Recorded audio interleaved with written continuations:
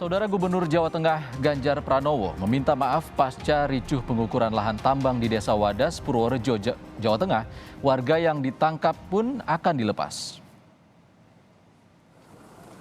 Hari ini Ganjar mengunjungi lokasi Desa Wadas bersama dengan Kapolda Jawa Tengah. Ia bertemu dengan sejumlah warga sembari menjelaskan perbedaan pendapat yang terjadi kemarin hingga terjadi kisruh.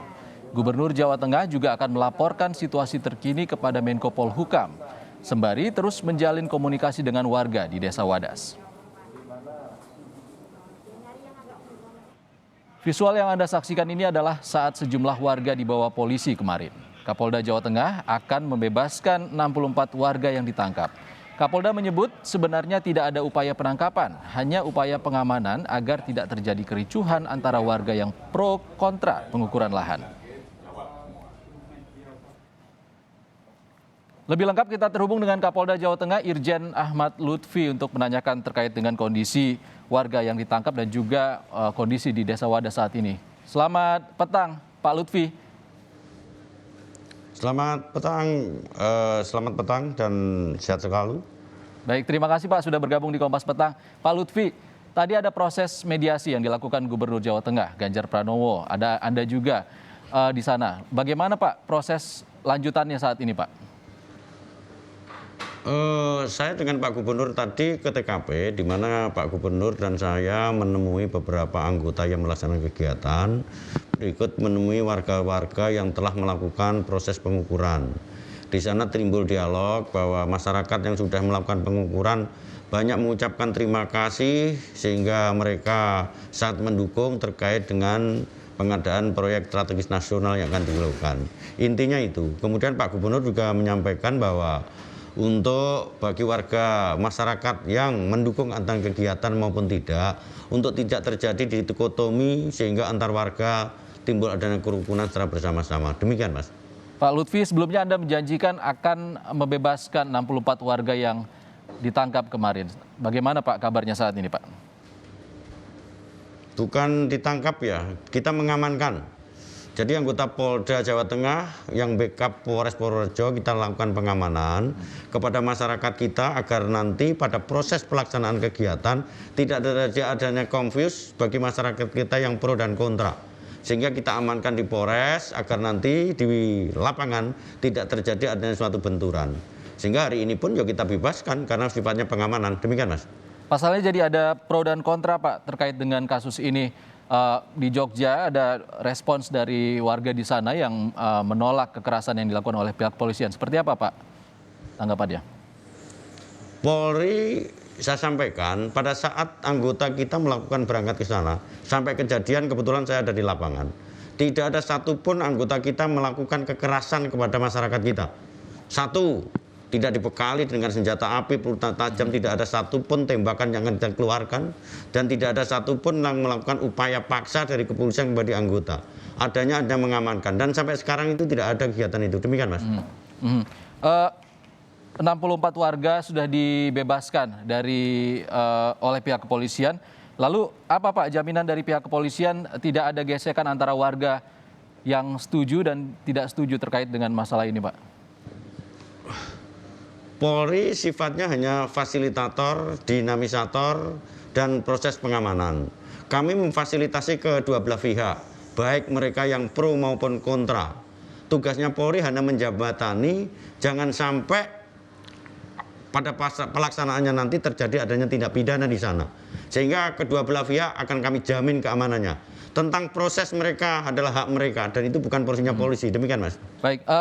Tapi kan pro kontra ini sudah terjadi sejak dulu Pak, sudah 4 tahun lebih terkait dengan pengukuran lahan ini. Lalu apakah sebenarnya sudah ada sosialisasi ataupun pendekatan dari pemerintah dan juga pihak kepolisian untuk menghindari konflik horizontal antar warga ini Pak? Proses itu sudah dilalui Pak, diantaranya kita sudah melakukan rapat dengan Pak Gubernur, Pangdam, bahkan dari penggiat sosial, Komnas HAM, PWSO, BPN dan lain sebagainya. Artinya proses itu sudah dilalui sejak tahun 2018 sampai sekarang.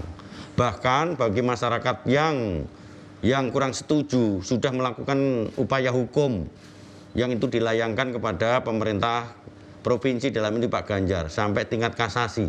Bahkan sudah ada inkrah penetapan hukum tetap.